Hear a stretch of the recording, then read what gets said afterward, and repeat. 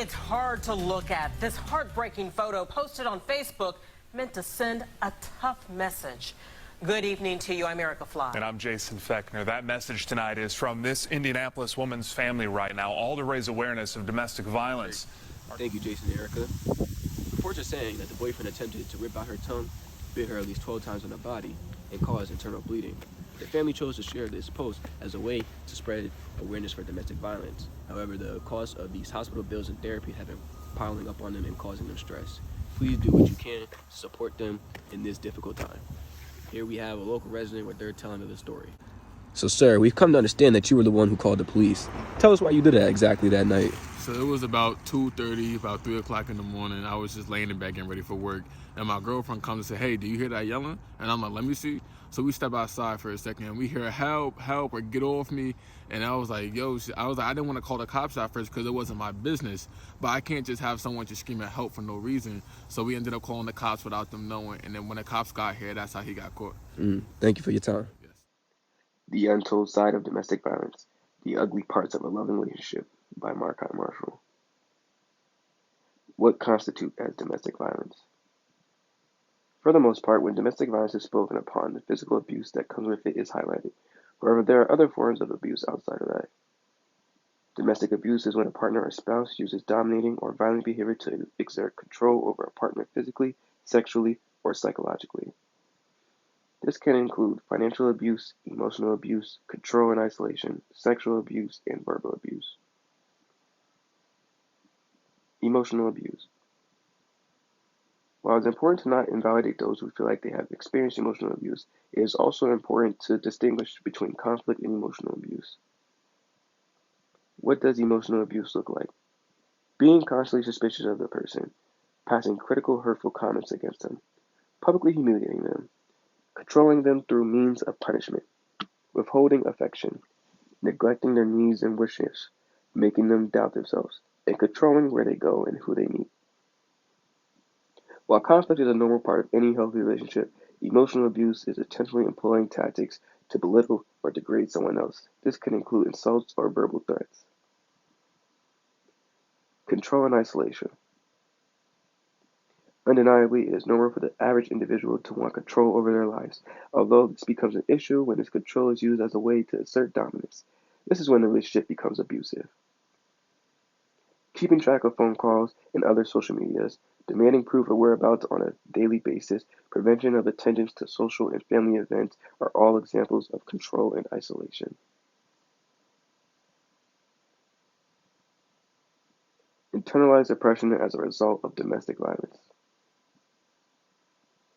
A brief summary of internalized oppression.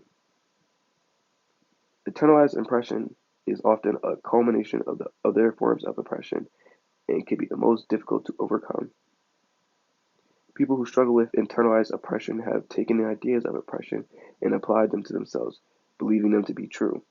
The outside world only further cements it, making it difficult for the person to believe otherwise. This is important. To put it as straightforward as possible, people who suffer from internalized oppression are liable to developing mental health issues.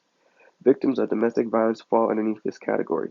Finding a solution to this issue is difficult to say the least, as mental health can be a slippery slope and many people do not recognize that their health is deteriorating until they have already slipped.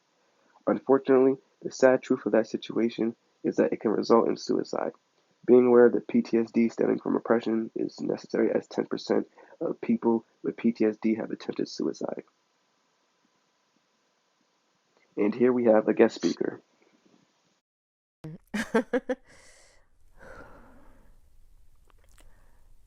I'm a survivor. I don't think I've said that out loud. It was late 2014, early 2015 that I met my former partner. We were introduced by family members from either side. It started off very, on the surface, like very much a love story. We had a lot of fun, so many similarities. He didn't live here. He actually lived in the States. So it was a lot of like back and forth visiting, which was great too. In the beginning, it was psychological and emotional. So I would say things like we'd get into a huge argument and then I'd just be like, it's too much for me. I don't want to be in the relationship anymore. And he would literally call my phone like 100 times in a row. 100 to dial somebody's number 100 times in a row is ridiculous. Over and over and over and over and over again. And I'd start to feel like, oh my God, like I'm such a monster, this poor guy, like he wants to work it out, this and that, whatever. So the emotional and the psychological was common, and that was like maybe like for the first 2 years. And so it didn't really feel like what I'd term as abuse. When he actually came here, moved here, that's when the physical started. And that's when I started to see like, this is crazy. I realized that it was either going to be me or him, in the sense that if I didn't leave, I wouldn't be around. It was like year 3 that when the physical started, just, shoving and stuff like that. And I definitely don't want to come across as so victimized that I never defended myself. I would shove right back, and I'm in shock, like somebody you love, like putting their hands on you, like, what are you doing, right? But then very quickly it progressed into things like being choked against a wall. There was even a point where he tackled me like a football player, and he's a big guy.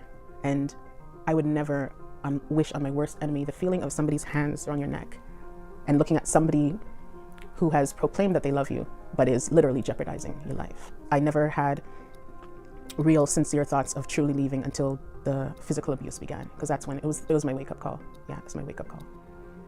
It was an entire turning point in my life. 2019 was the year that broke me, but it was also the year that blessed me with a strength that I earned. I'm grateful to say I'm in a great space right now. Very grateful to say that, because some women will never get to say that. It's a difference between literal life and death. And I would advise women to choose life. Do whatever you need to do to survive. Yeah, and be strong, but don't stay. Don't stay. For additional resources against domestic violence, please call 844-762-8483 or visit Safe Plus Sound located in Somerset, New Jersey.